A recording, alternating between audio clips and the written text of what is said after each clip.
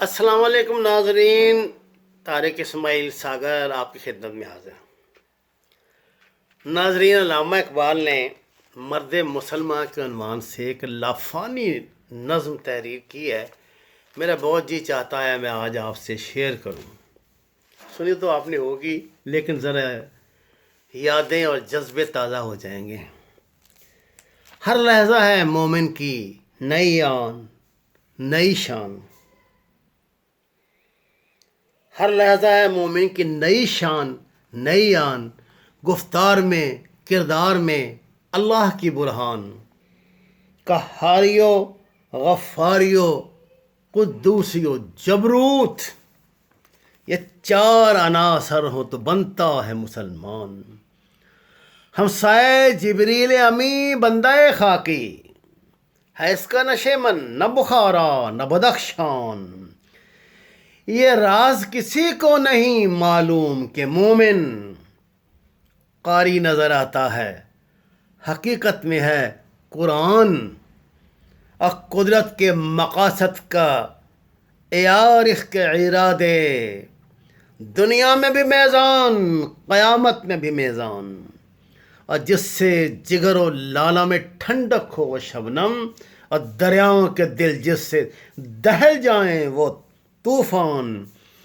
فطرت کا سرور ازلی اس کے شب و روز، فطرت کا سرور ازلی اس کے شب و روز، آہنگ میں یکتا صفت سورہ رحمان،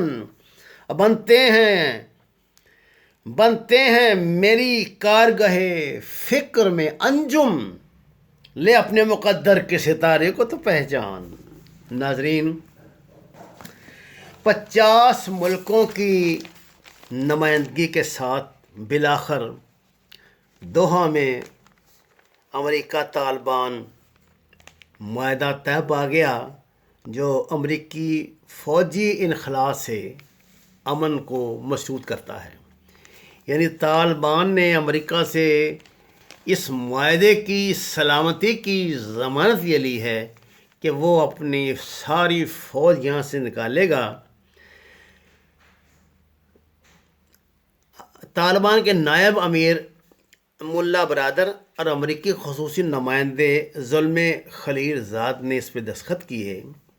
اور جیسے ہی یہ تقریب جیسے دستخط ہوئے، پوری فضا نعرہ تکبیر اللہ اکبر کے گونج اٹھی۔ اللہ اکبر۔ طالبان افغان سرزمین امریکہ اور اس کے اتحادیوں کے خلاف استعمال نہیں ہونے دیں گے، یہ ہے بنیادی شرط۔ 135 دن میں 8,000 امریکی فوجی واپس رہ جائیں گے، جو 9 ماہ میں پھر قسطوار نکلیں گے۔ باقی قریباً 15 مارچ تک سارے جو فوج ہے امریکہ کی 5,000 قریباً فوج ہے، 15 مارچ تک قیدیوں کا بھی تبادلہ ہو جائے گا، اور 15 مارچ کے فوراً بعد پھر جو یہ افغان انٹرا ڈالا گا یہ شروع ہوگا۔ 19 سالہ طویل جنگ کے خاتمے کی راہ انشاءاللہ ہموار ہو گئی ہے۔ معاہدے کو حتمی شکل دینے میں ویسے تو تمام جو بھی فریقین ہیں، مثلا قطر ہے، پاکستان ہے، شاید سعودی عرب بھی ہے، یا دیگر جو بھی قوتیں ہیں، ان کا کردار کی تعریف تو بہرحال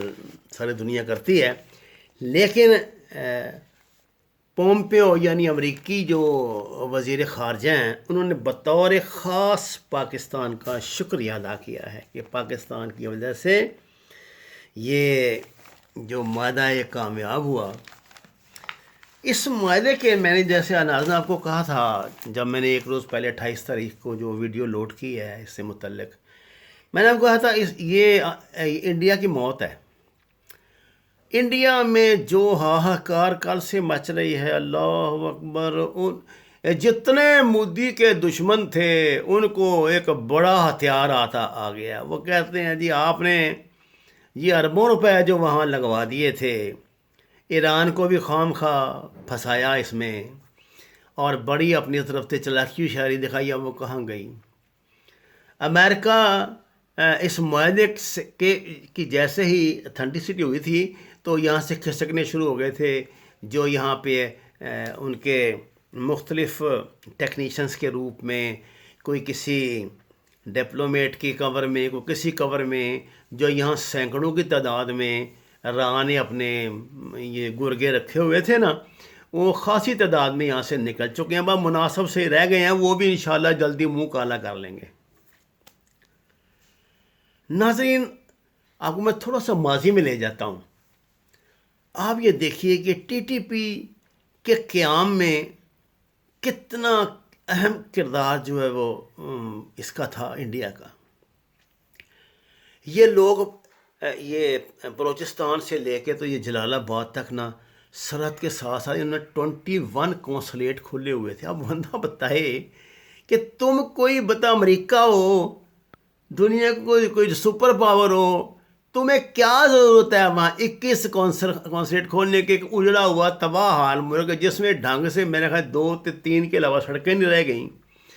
وہاں تم اتنے قونصلیٹ 21-22 قونصلیٹ کھول کے کیا کر رہے تھے؟ یہ ساری دنیا کو پتہ ہے، ہمیں تو خیر بہت پہلے سے پتہ ہے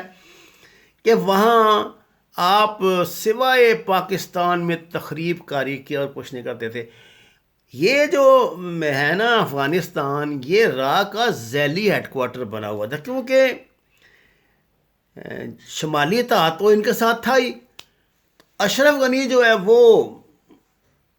ان کا محتاج انہوں نے کر لیا ہوا ہے، وہ بیچارہ اس کو ان کے علاوہ کوئی آسرا ہی نظر نہیں آ رہا تھا، کیونکہ اب تو ایران نے بھی آنکھیں پھیر لی تھی نا، کہ وہ ایرانی بھی بڑے سمجھدار ہیں، ان کو پتہ ہے کہ بین الاقوامی پولیٹکس کس چیز کا نام ہے، اور یہ اس خطے میں یہ جو ساؤتھ ایشیا کا خطہ ہے، یہاں کوئی جو مرضی کہتا رہے، آپ پاکستان کو گالیاں دیں، فوج کو برا کہیں، ISI کو کہیں، عمران خان کو کہیں، جو مرضی کریں، لیکن جو دنیا کا کوئی بھی باشعور انسان ہے نا میرے بھائیوں، وہ جانتا ہے کہ ساؤتھ ایشیا میں پاکستان ایک زندہ و تابندہ حقیقت ہے، اس سے کوئی آنکھیں نہیں چرا سکتا، اس کو نہ ڈرایا جا سکتا ہے نہ دھمکایا جا سکتا ہے۔ مجھے جنرل حمید کی وہ بات آج یاد آ رہی ہے جو انہوں نے کہا تھا کہ جب تاریخ لکھی جائے گی اس میں یہ تو لکھا ہی جائے گا کہ ہم نے امریکہ کی مدد سے روس کو توڑ دیا، اور اس کے بعد لکھا جائے گا کہ ہم نے امریکہ کی مدد سے امریکن فوجیوں کو اس خطے سے نکال دیا۔ اس اسٹریٹجی کا بانی کون تھا؟ اس دلدل میں امریکہ کو اتارنے والا کون تھا؟ آپ برا نہ منائیں، مجھے تو پتہ ہے یہ اگلا فقرہ سن سے پہلے آپ کی تیوریاں چڑھ جائیں گی، اور آپ نے بازو چڑھا کے تو مجھ پہ سب وشتم شروع کر دینا ہے۔ جناب والا یہ جنرل مشرف تھا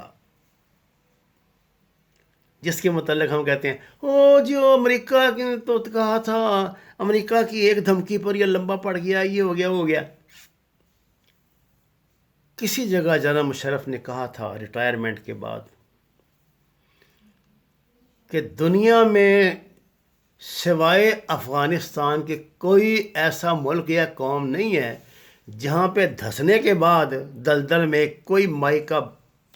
لال جو ہے نا وہ اس طرح باہر نکل نہیں سکتا۔ غالباً سن 35 میں جب 2 بریگیڈ بھیجے تھے، ایک بریگیڈ بھیجا تھا انہوں نے، غلطی کی تھی برٹش نے یہاں قبضے کے لیے، 2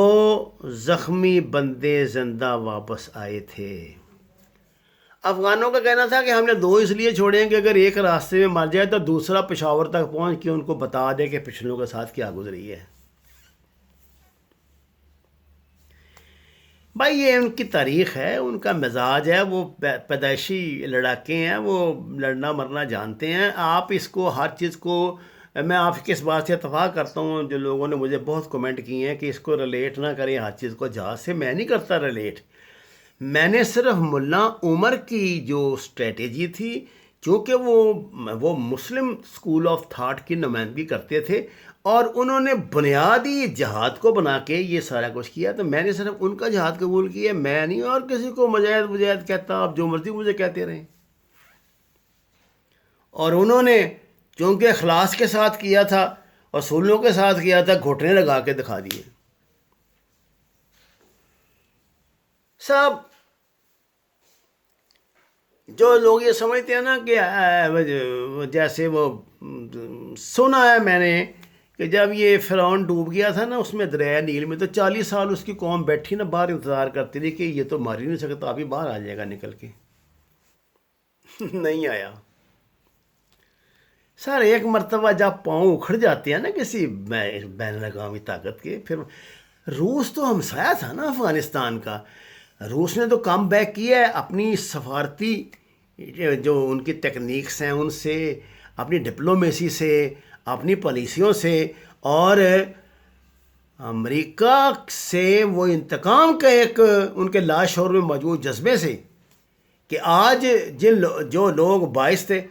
خیر یہ تو نہیں تھے، یہ طالبان تو نہیں تھے، اس نے تو تعلقات طالبان سے قائم کیے، مجاہدین سے نہیں کیے، وہ جو پچھلے جو پارٹیاں تھیں، نہ حکمت یار سے کیے تھے، نہ کسی اور سے کیے تھے،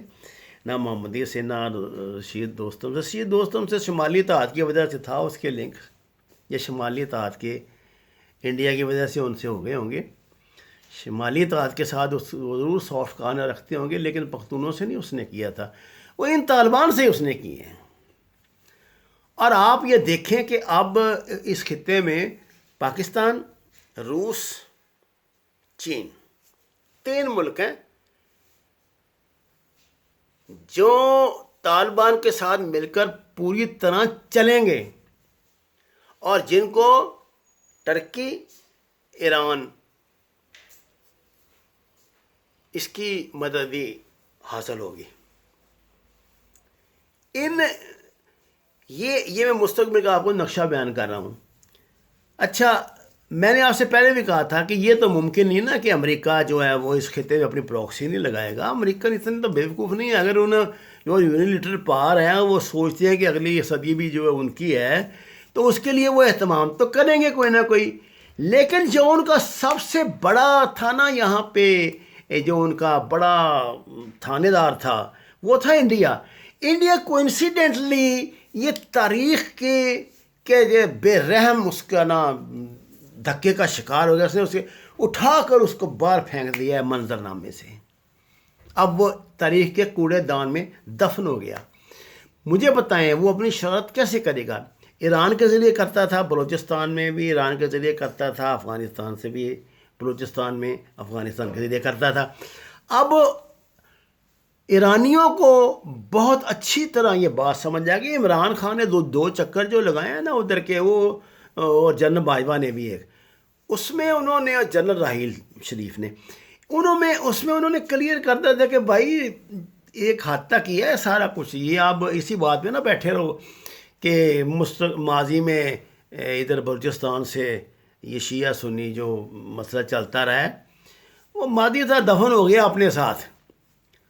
اور وقت ثابت کرے گا کہ وہ بھی انڈیا کا پھیلایا ہوا جال تھا۔ آپ یہ دیکھیں، یہ جو بندہ اجیت ڈوال ہے، آپ کو پتہ ہے کہ اس نے یہ اس کو داعش کو کون لایا تھا یہاں؟ میں نے آپ کو یہ کہانی کئی مرتبہ سنائی ہوئی ہے، ذرا مختصر بتا دیتا ہوں پھر۔ عراق میں CIA کا جو اس دور کا چیف تھا، اس نے چکمہ دیا کہ میں تمہاری ڈیل کروا دیتا ہوں داعش سے۔ وہ ان دنوں ذرا تنگ تھے، انہوں نے کہا انہوں نے اس کو ایکسس دیا اس تک۔ یہ اللہ کا بندہ وہاں گیا ہے، اور یہ بندہ آپ کو نا پاکستان میں سپائنگ کر کے جا چکا ہے، اور یہ سپائی ماسٹر ہے انڈیا کا، ان کا سیکورٹی ایڈوائزر بھی ہے۔ یہ وہاں گیا تو اس نے جا کے ابو بکر البغدادی سے ملاقات کی، اس میں امریکہ کو تو اس نے نکالا نا ایک طرف، افغانستان میں لینڈ سیدھی کر آیا، کیونکہ اس کو تو پاکستان کے خلاف مارچ چاہیے تھا۔ اس کے بعد آپ نے دیکھا کہ پھر جو داعش کا نے ایک دم زور پکڑا، یہ TTP ٹوٹ کر ادھر گئی، یہ جو تھا احسان میرا خیال یہ بھی انہی میں شامل ہو گیا تھا شاید، یہ جو نمائندگی کرتا تھا پہلے TTP کی۔ تو ان کا ہیڈ کوارٹر جو تھا وہ مدراس میں تھا، چنائی میں، جہاں سے آپریٹ ہوتے تھے۔ کوئی 1.5 سال 2 سال پہلے، مجھے معاف چاہتا ہوں تاریخیں نہیں یاد رہتی، لیکن آپ کو یہ واقعہ یاد آ جائے گا جب یہ قندھار پر انہوں نے بمباری کی ہے نا، امریکنوں نے، بڑی وہ تنگ ہو رہے تھے نیچے جو افغانی تھے یہ وہ، تو داعش کے اڈے پہ وہاں سے ان کو 7 راہ کے افسروں کی لاشیں ملی تھیں اس ملبے میں، اور جو کمیونیکیشن ان کے قبضے میں آیا تھا، یہ میری بات نہیں ہے، انہوں نے دعویٰ کیا ہے، اور طالبان ذرائع دعویٰ کرتے ہیں کہ وہ کمیونیکیشن جو تھا وہ بتا رہا تھا کہ یہ لوگ جو ہیں وہاں سے آپریٹ ہوتے ہیں ڈائریکٹ۔ اب یہی داعش کا جو چھوٹا سا سیٹ اپ ہے نا، وہ اس نے اجیت ڈوال نے ادھر ڈال دیا ہے سری نگر میں۔ یہ کہانی پھر آپ کو سناؤں گا کہ آج وہاں کیا کچھ ہو رہا ہے۔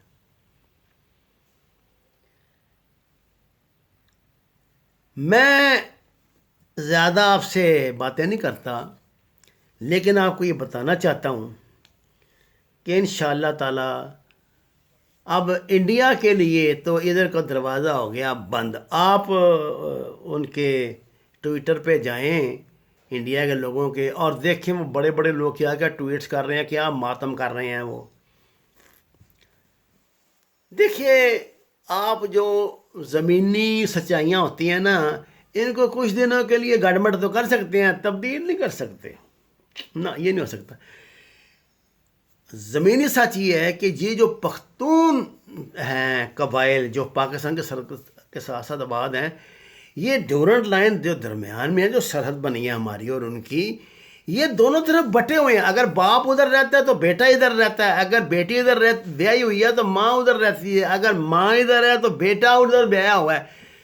یہ لوگ صدیوں سے اس طرح رہتے آ رہے ہیں، ان کا کلچر یہ سروائیو ہی نہیں کر سکتے۔ میں جب میری 60+ عمر ہو رہی ہے، میں جب سے میرا شعور بالغ ہوا ہے، میں نے دیکھا افغان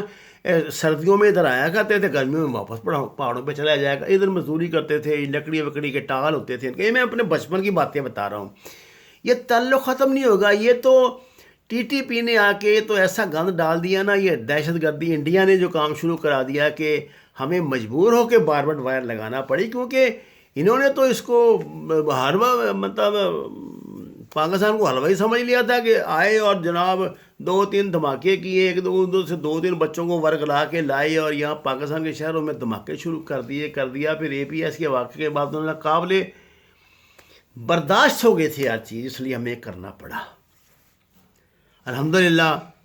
آج ہم سرخرو ہیں، الحمدللہ آج ہم اس پوزیشن میں آ گئے ہیں کہ بین الاقوامی سطح پہ اپنی حیثیت کو منوا سکیں۔ اگر ہم نے اس پریشر ٹول کو ڈھنگ سے استعمال کر لیا تو میرا دل یہ کہتا ہے کہ جس طرح یہ مسئلہ حل ہوا ہے نا 19-20 سال کے بعد، مسئلہ کشمیر بھی انشاءاللہ حل ہو جائے گا۔ وَمَا عَلَيْنَا إِلَّا الْبَلَاغُ۔ اس مرحلے پر میں آپ کو علامہ اقبال کا کہ وہ ایک بند دو چار شعر ہیں وہ سناتا ہوں، جو آپ نے شاید انہی لمحات کے لیے کیا تھا، کہا تھا کہ دلوں کو مرکز مہر و وفا کر، حریم کبریا سے آشنا کر، جس سے نانے جویں بخشی ہے تو نے، اسے بازوئے حیدر بھی عطا کر۔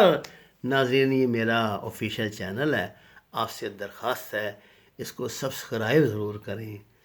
آپ میں شیئر کریں۔ میرے پاس وسائل نہیں ہیں، مجھے مارکیٹنگ نہیں آتی، آپ نے دیکھا